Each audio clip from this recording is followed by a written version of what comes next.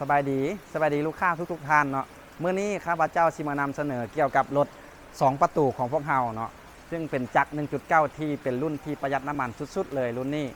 และช่วงนี้ก็เป็นช่วงระยะหน้าฝนแล้วเนาะเมื่อนี้เรามานำเสนอรถที่เป็นตู้ของพวกเรามาเบิ่งกันเลย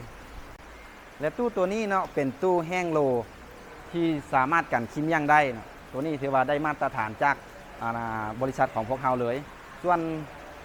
ตัวมวกนี่เราก็แถมมาให้กับลูกค้าเลยทำมาเบิ่งขนาดตัวถังนะตัวถังนี่แม่นลวงยาวแม่นยาวอยู่2 เมตรความสูง1 เมตร 8และตัวนี้ขนาดลวงกว้างของ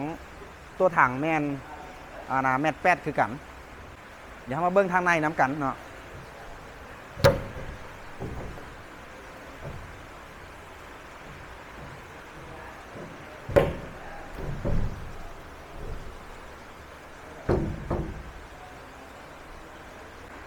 ตัวนี้ทางด้านในเฮาแถมดอกไฟมาให้พร้อมส่วนตู้แห้งตัวนี้จะเป็นตู้แห้งอัดโฟมเด้อและนี่ก็เป็นรถที่ลูกค้าเพิ่นสั่งจองนำพวกเฮาเนาะที่เฮาเฮ็ดตัวถังให้เป็นบริษัทเก่าที่เพิ่นเคยสั่งจองจากพวกเฮา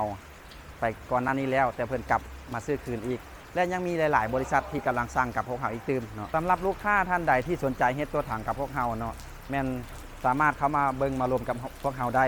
เฮาจะมีอยู่2แบบในการเฮ็ดตัวถังก็คือตัวถังที่สามารถยกกระบะออกและตัวถังที่ต่อเติมจากกระบะขึ้นไป